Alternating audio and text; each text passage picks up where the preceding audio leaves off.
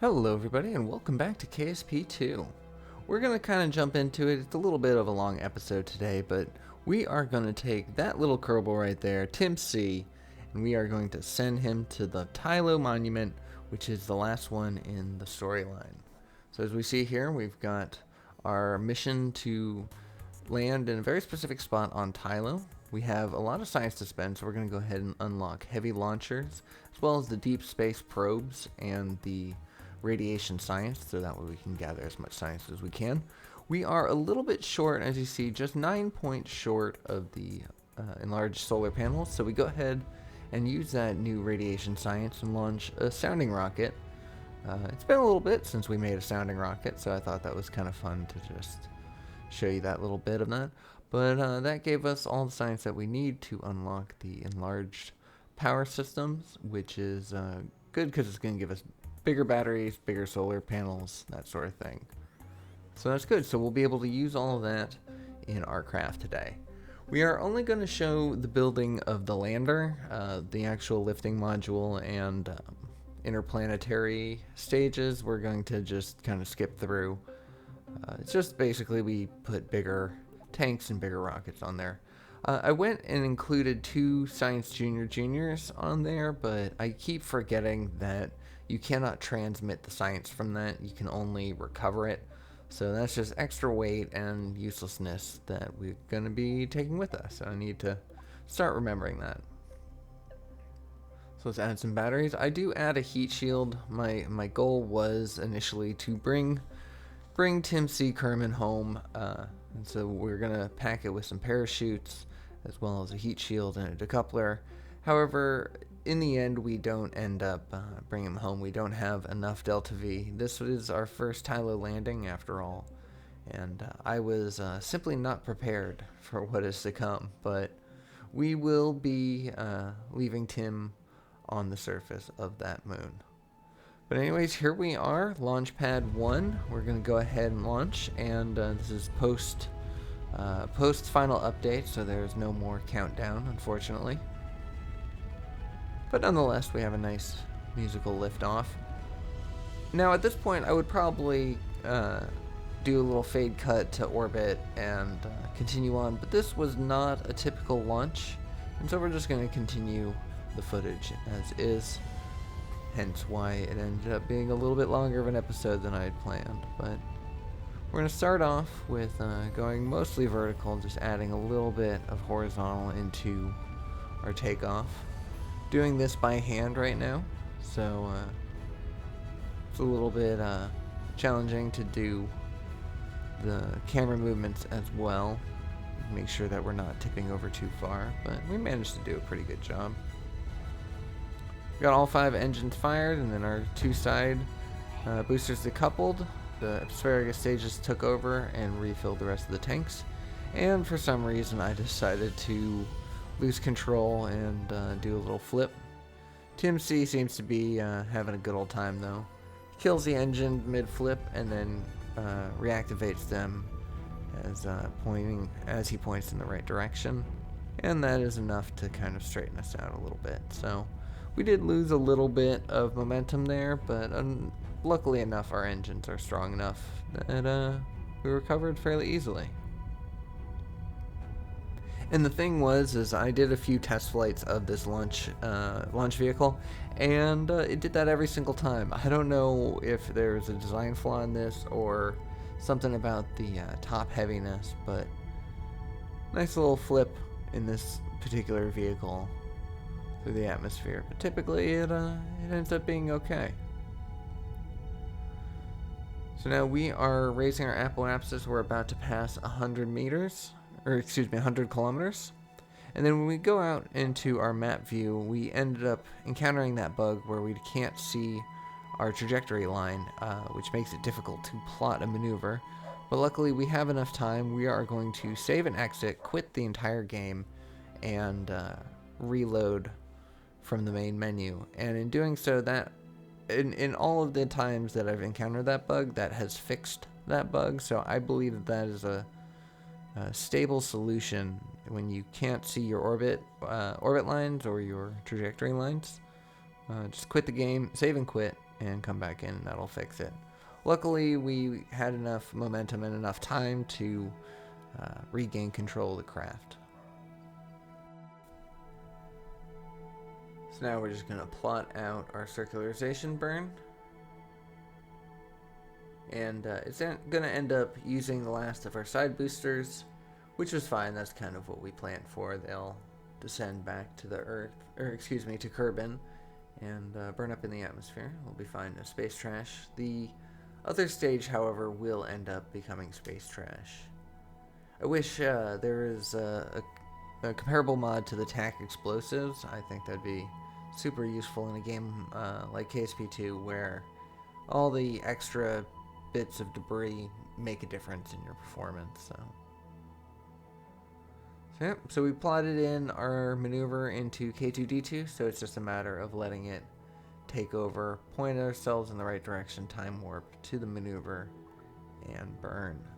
So let's go ahead and extend our solar panels. These are the new ones that we spent that science to unlock. Did that sounding rocket mission to get the science for. And they are quite nice, quite large. They'll capture all the electricity that we need in order to have this long-term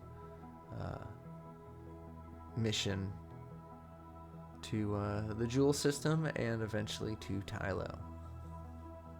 So now we are pointed in the right direction. We're coming up on our maneuver. We hear the little countdown and we get ready to fire. I said get ready to fire. Yeah, K2D2 didn't like the maneuver that we set up, so we ended up having to take over on this manually.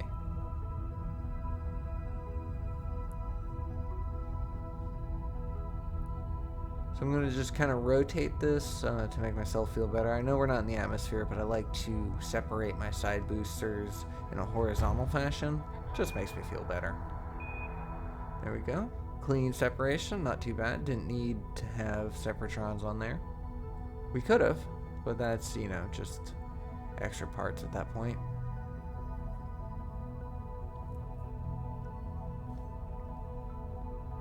And we're just going to continue on through our circularization burn.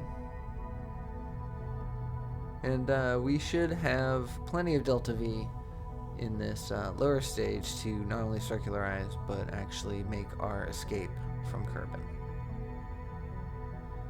So with a 3, 2, 1 countdown, we end our maneuver, except the maneuver wasn't planned right, as you see there, because our periapsis is still in the negatives, which means that we'd be on a impact trajectory. So we're going to have to kind of eyeball this and maneuver ourselves a little bit better. So we go ahead and kill the thruster, and we're going to have to do some quick action because we're already past our apoapsis, which means that we are on our way down now. So I point myself radial out, and that'll allow us to bring our periapsis above 70 kilometers.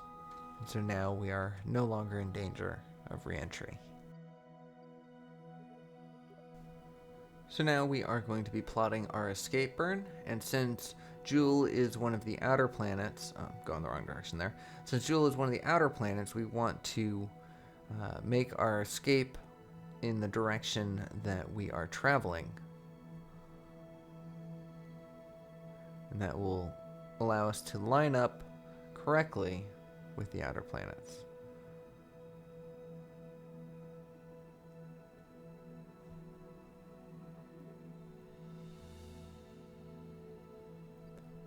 And as you see there, that was not the correct way to go. I keep getting turned around because the orbit lines are reversed in KSP1 and KSP2. So I am used to looking at it one particular way and making sense of it, but now it is backwards, so it's a little less intuitive for me. So as you see there, that was the wrong way as well, because when we pointed prograde, it brought us closer to the sun. So what we need to do is find the exact place, burn prograde, and then once we make our escape, and we continue to burn prograde, that should take our orbit outwards. And there we go.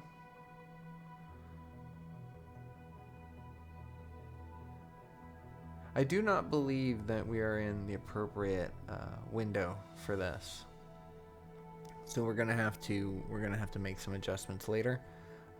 Theoretically, I do have enough Delta V to make it, but it is definitely going to be a challenge. This is the first time I've ever landed on any one of Jules' moons. I hear that there is quite a difference in gravity, in density, sphere of influence, all sorts of stuff like that.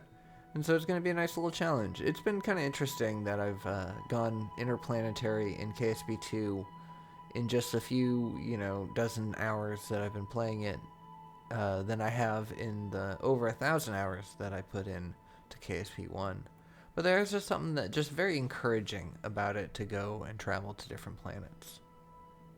That being said, I do have a little bit of a surprise coming up in KXP in terms of interplanetary discovery. So I hope those of you who are following that series as well look forward to that. That should be coming once again in the coming week. But here we are. We are plotted into K2D2, and we're just going to let it time warp our way to the maneuver.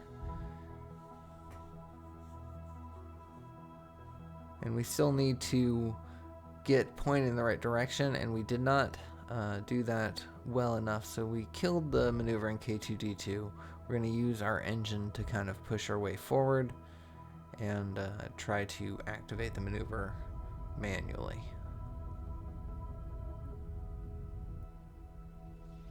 So I just went ahead and killed the maneuver entirely because it wasn't working out the way that I wanted it to, so we're just going to kind of eyeball this escape. We don't need it to be perfect. We're definitely not going to try to make a dual intercept the way that we were trying to do it before. So we'll see how it goes. Team C Kerman always seemed like the adventurous one out of them all, and so I wanted to save him for a nice good adventure. And already it's starting to appear that he's going to live up to that title as we're kind of winging our way to Jewel. So let's go ahead and time warp our way out of Kerman's sphere of influence. Our electricity is depleted because we are essentially in an eclipse at the moment. But that's okay. We don't really need too much electricity for stuff. We're wasting the last of it with our science experiments going, but that's okay. We have plenty of backup charge on there. And then once again, we are back in the sunlight, and electricity will never be a problem again, because we are going to be on a long journey, many years, on our way to Jewel.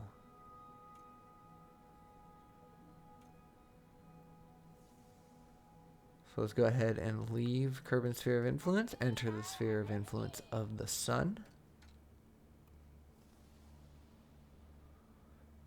I know that they say Kerbal is canon in KSP2, but I still just like calling it the sun. It is a sun. It's the only sun.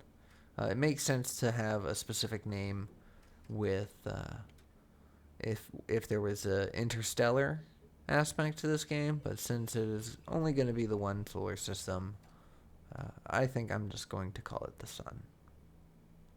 So we're going to go ahead and do our radiation measurements. This is a new science experiment, so that means we'll be able to get new stuff around in the space around the sun, which is nice. We got over 200 points for that. Very good. And so yeah, Tim, this isn't really a science gathering mission for him. This is simply a mission of discovery, a mission to continue on the main storyline.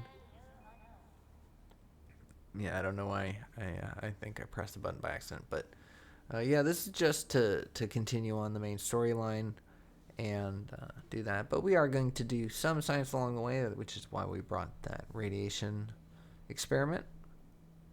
And hopefully this can be a two-part mission. Okay, so here we are. We are setting our target on Jewel, and we're going to need to figure out the best place to burn in order to make our rendezvous. So I'm going to kind of play around with this a little bit, and we're going to see what we can kind of come up with. And we're just going to skip ahead a little bit to the final connection that gave us our intercept. And we keep getting that little Kerbal chatter because we are very close to where the maneuver node wants us to start executing the maneuver. So that's why we kept moving it back and forth. That's what that sound was. But in the end, we got this. It wasn't a great encounter, so we're going to go ahead and adjust it a little bit, bring it nice and low. And I want to kind of come in a polar aspect.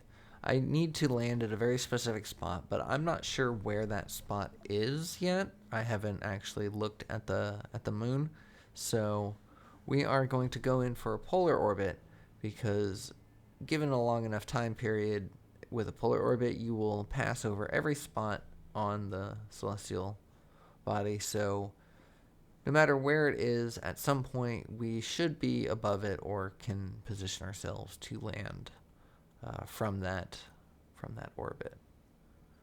So now we are skipping ahead very fast in time.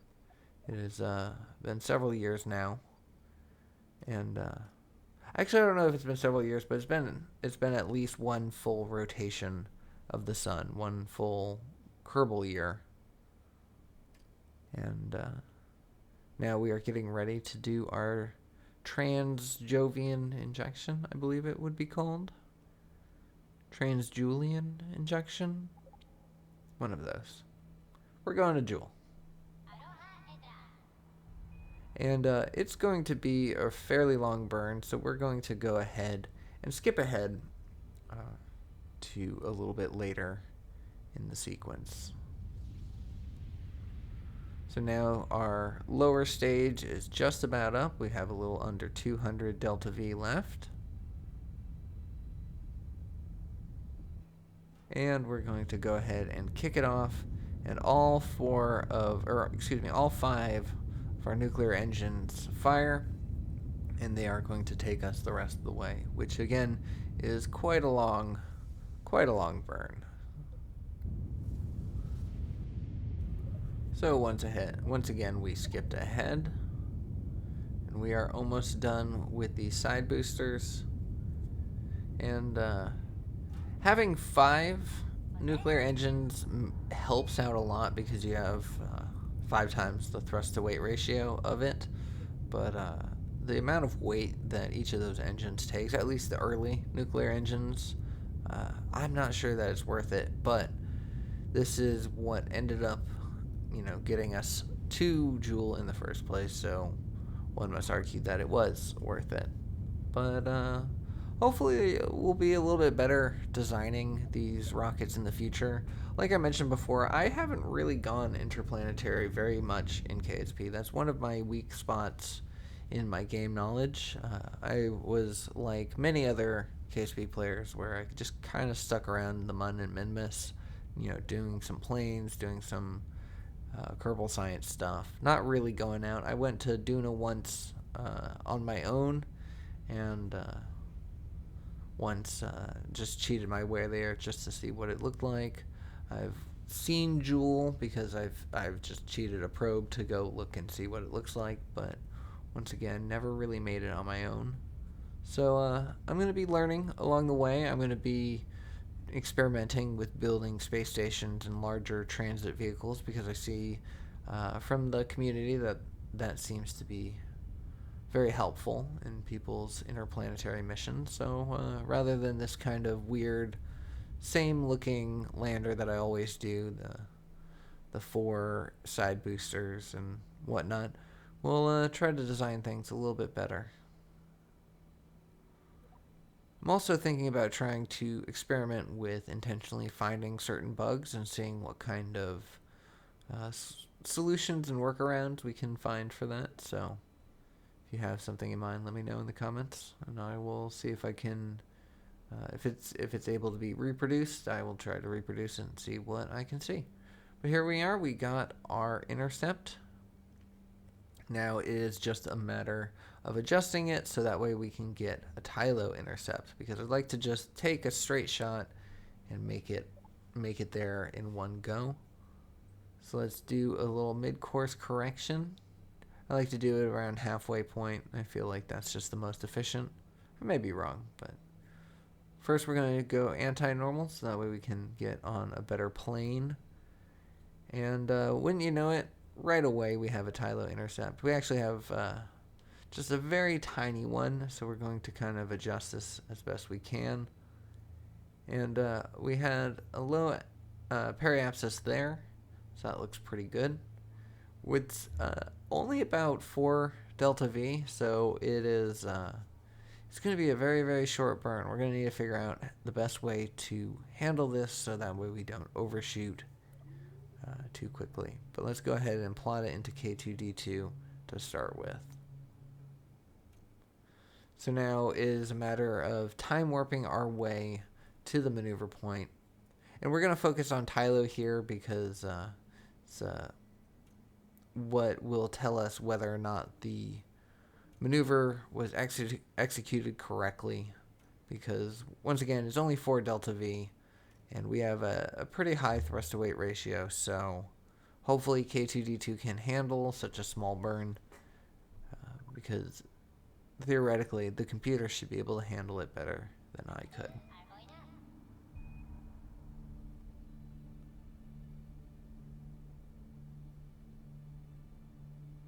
And there we go. It did handle it perfectly. So now we have a polar orbit above Tylo with a fairly high periapsis, which is good, which means that we are not going to smack into the moon. So that's always an encouraging thought. We do like to keep our Kerbals alive after all.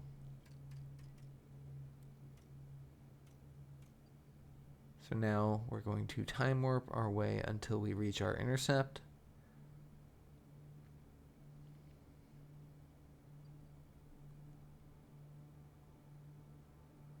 There's something very eerie about seeing the sphere of influence change marker approach very quickly through space. I can't quite put my finger on it, but just seeing such a massive image, those giant circles just coming up at you, I always get this weird feeling. But anyways, we are now in Joule's sphere of influence, so let's go ahead and create a small maneuver plan. Now that we are a little bit closer to our target, I want to bring my periapsis down.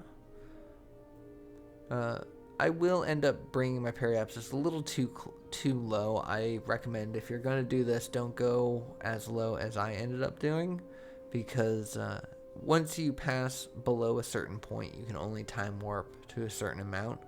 So I will eventually have to readjust this maneuver after the fact, because only being able to time warp at 5 times speed is very unpleasant. So now we're at 674 meters above the surface, so we're going to drop it down to 58 meters, or 55. And that's what I end up keeping it at for a while anyways, and that's what I'll circularize at, and I will be very annoyed. But we'll get to that part when we get to there. First, we need to make sure that we can circularize, because once again, these engines are, the thrust is not very good. And as you see here, it's going to be, once again, quite a bit of a burn. Just made 640 science for doing the radiation experiment over Joule, high in space over Joule, which is nice. So we have our maneuver plotted into K2D2, so we don't have to worry. And this is our 12 delta V periapse adjustment burn. I forgot this. That wasn't the circularization burn. That one will take a while. The periapsis adjustment burn, nice and easy.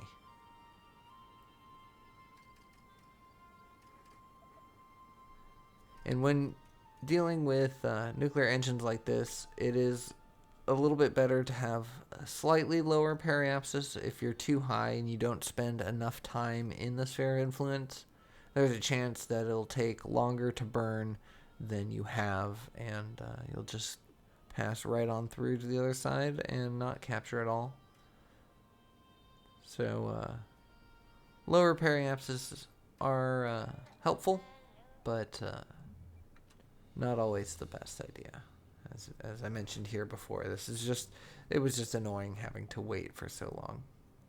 But thankfully we do have enough time in the sphere of influence, as you can see. Definitely we have enough time to capture. It won't be the most efficient, but it will be ours.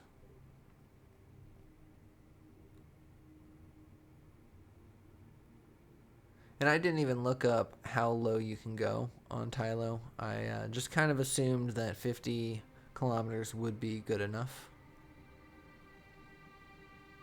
Something you should consider doing when visiting a new planet, or a new celestial body anyways, is maybe look up how low. Oh, I wasn't even at 50, I was at 30.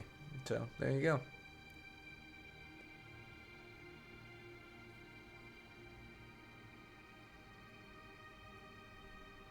And once again, we are getting to hear the Joule high altitude soundtrack. This is, I think, the soundtrack is shared among the celestial bodies, at least until you get into a landing zone. I'm not entirely sure how it works, but really do enjoy it.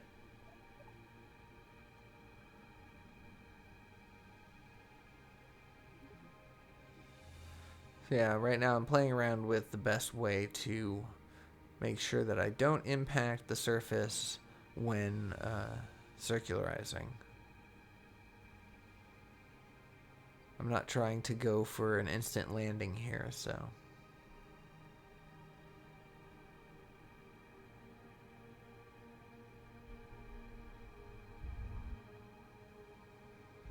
So we're raising our periapsis even higher. We're now at 70 some odd kilometers. So now when we circularize, we'll have a much better time of it. As you see there, it makes landfall. So it's not the best orbit, it's not the best capture, but it'll do. It'll use the last of our side boosters, and we'll have a little bit of that center nuclear engine left. We're now in high orbit above Tylo, so let's go ahead and do our radiation experiment. Close out of there, and let's transmit it and plot in our maneuver into K2D2. Transmission gives us over 300 science, almost 400, which is nice. We are getting a lot of science from this trip, even though we didn't really intend to. And K2D2 time warped us basically to our maneuver, so we didn't get to hear too much of the approach soundtrack. However, we are going to be experiencing the Tylo soundtrack before the end of this episode. Time to burn. Once again, 3 engines better than 1, so thrust to weight ratio is decent. However, it still will be a long burn. It is nice that we get a little bit of light from the engine reflecting off the parts, so it's not just a dark screen that we get to see. And it's nice that we get a view of Joule slowly setting over the silhouetted surface of Tylo. And I'm leaving this mostly unedited because we are now getting into the point where we are going to start hearing the Tylo soundtrack. And I like to take a moment to appreciate the songs when I can.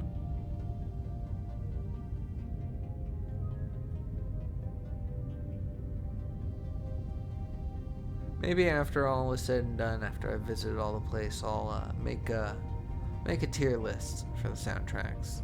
at least, my own personal opinions on them. Already I can tell you that so far, of all the ones I've seen, Duna hits the hardest, so absolutely top of the line there. But this one's pretty good as well. I haven't minded the jewel set.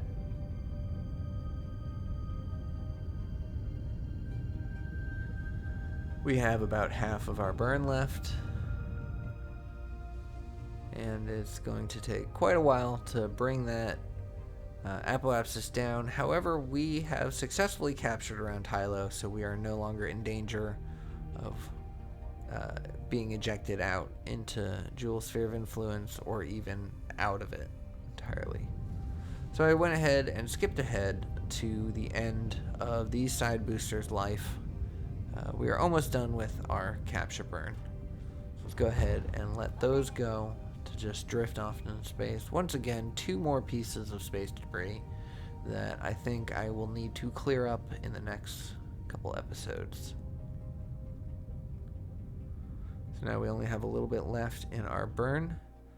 So we're just going to go ahead and kill that early. We're a little bit higher than we had planned to on our apoapsis, but we're well past our maneuver node, so it was not the most efficient burn. My periapsis is again a little bit lower than I would like, so we're going to make another maneuver, just a small burn to raise that periapsis. Make sure that we don't slam into any tall mountains or anything. And right there we see in the dark side of the moon our yellow target dot, and that is the crater that we want to land in order to satisfy the Tylo monument contract.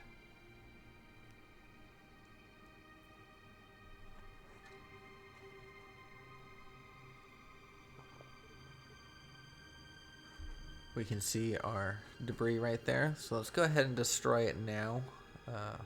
While I have the ability to. It doesn't destroy immediately, so I figure it probably is just a little bit of a bug. So instead we're just going to let it be.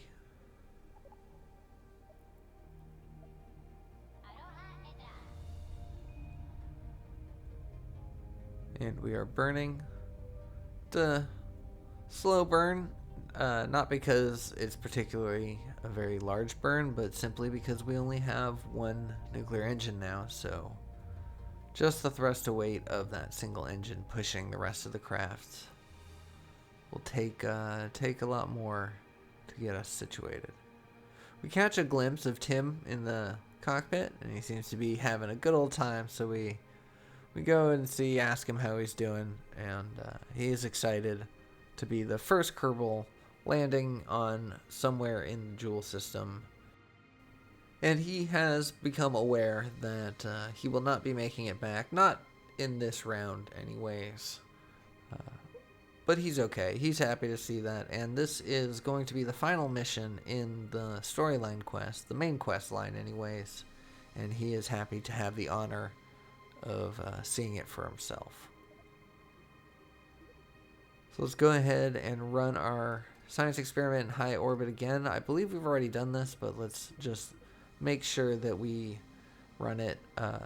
Also, we're not sure yet if it can be run several times over different biomes, so there's really no harm in running it again, especially since we've already transmitted it if we had. And we don't have anything new to transmit, so it seems that we have done that already.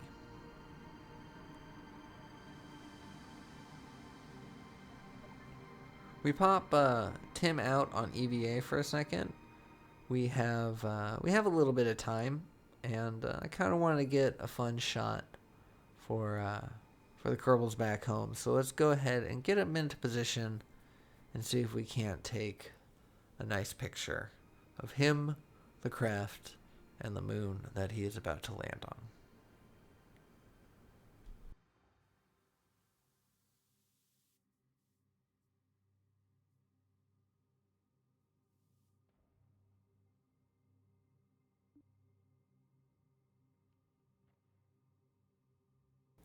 I gotta say, I really do like these magnetic boots. They make doing something like this so much easier.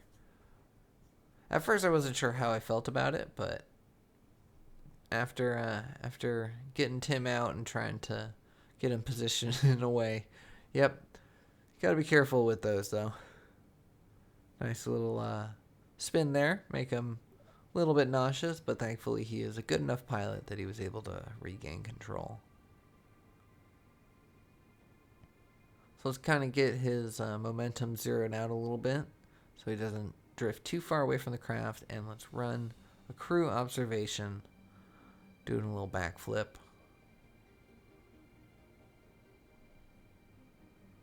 And now he's drifted far enough from the craft. Let's just go ahead and bring him back safely. The goal was to land both him and the lander on Tylo, not one or the other. Let's go ahead and stand once again. Seem to be at a pretty good angle, so let's take that photo. He is in awe of the planet and the space above him. It's finally dawning on him that he's going to be stuck there. But as long as we can get his ship intact, he'll have a nice little living space. We don't have any life support yet, so these Kerbals are not in any danger. There is, however, a life support mod that I have been interested in playing around with, and I think I might try to incorporate it in whatever Season 2 that may come. But that's, we're getting ahead of ourselves. Let's first complete this quest, complete this storyline, complete this game, and then we'll work on coming at it in a hard mode. So there we go, we got our crew observation. Let's go ahead and transmit it for some extra science.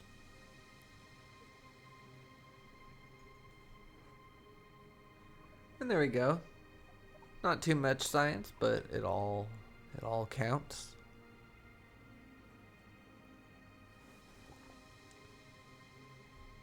So now it is time to time warp our way until that landing spot is in the sun. And I'm going to go ahead and skip ahead because, like I mentioned, we were at too low of an altitude. It took us way too long to do this time warp, so we had to raise our periapsis to allow ourselves to kind of speed around the planet in this way. So if you find yourself being locked to a lower time warp, you may have to just raise your periapsis, raise your apoapsis. Alright, so that crater right there with the yellow dot in it, the little yellow square, that is where we are hoping to land. And theoretically, I know I've said that several times, but it is very true. In theory, we should have more than enough delta V to land on this planet, or on this moon. But as you see here, it is taking quite a lot of effort to cancel out our orbit and make landfall. We are currently well past the amount of delta V we have left, and it seems like it's going to take us a whole lot just to cancel out that momentum.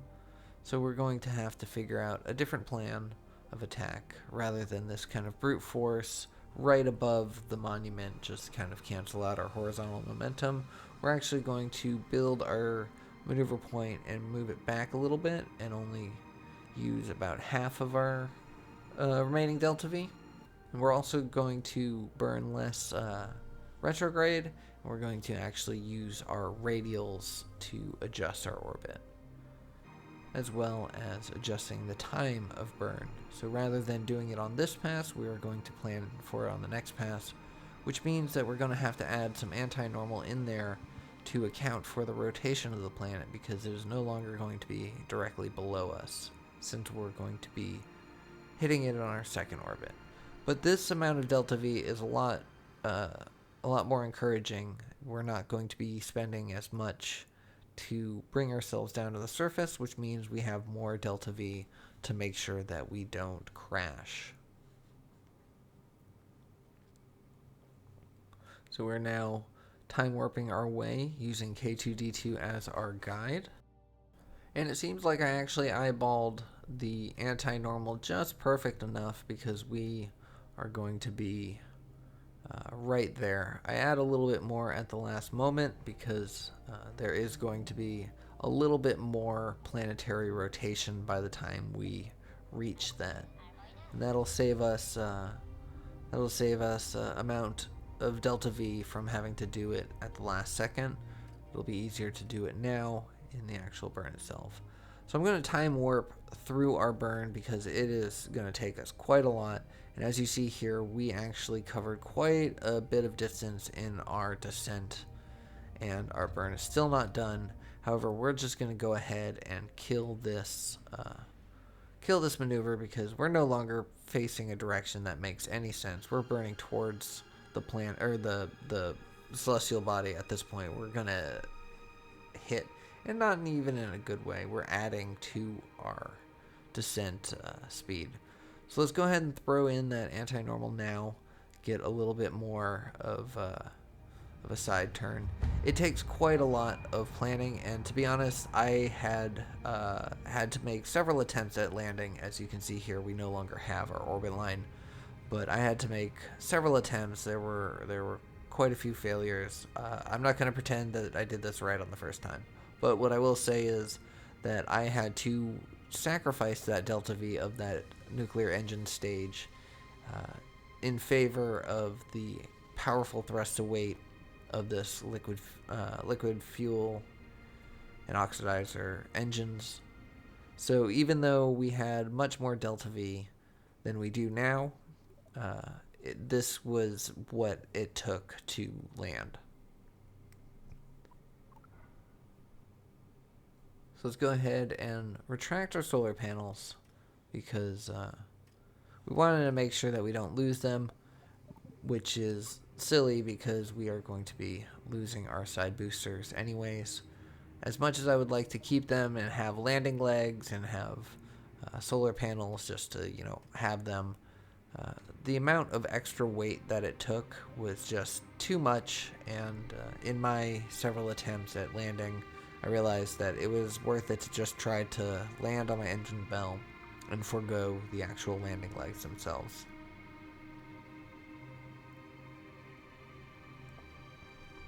So now we're in a kind of cinematic mode as we descend, not really paying attention to anything except for how pretty that it looks. I see a little wisp of a cloud come down. I get a little distracted looking at it. Kind of curious to see this planet. And then I realized my engines had flamed out, so I separate them.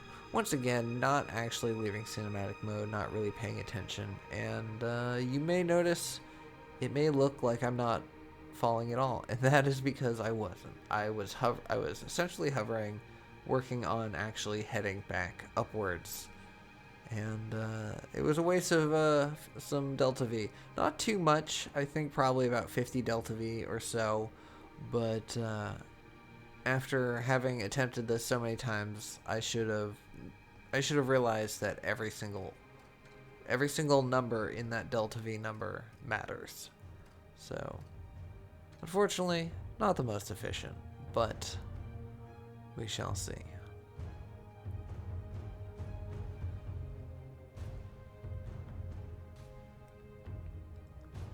So we're falling a little less than 420 meters per second and dropping. It's very important we have a little less than 1,750 meters of delta V.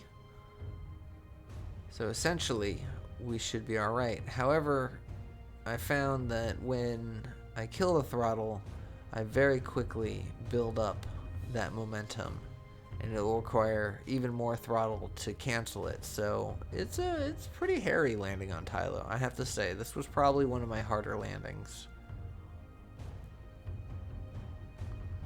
So less than 230 now, meters per second descent, that is. Less than 200. So let's go ahead and kill that so we don't spend all of our time up here in the high atmosphere, or the high altitude, excuse me, because we're just going to build up that speed again. As you see, we're already past 300 again, just in that short amount of time that we fell. And if we spend too much time falling, we won't be able to stop ourselves in time. So it's a very tricky landing here. We are now in low space above Tylo, so we went ahead and did another crew report. And we're killing our engines, time warping forward, not allowing ourselves to go over 300 meters per second of a descent speed. Kind of balancing it out between 300 and 200. And then I realized we're landing kind of far away from the monument, so I wanted to kind of point myself in that direction. I did not, however, pay attention to the fact that I was pointed retrograde, and that kept fighting me along the way.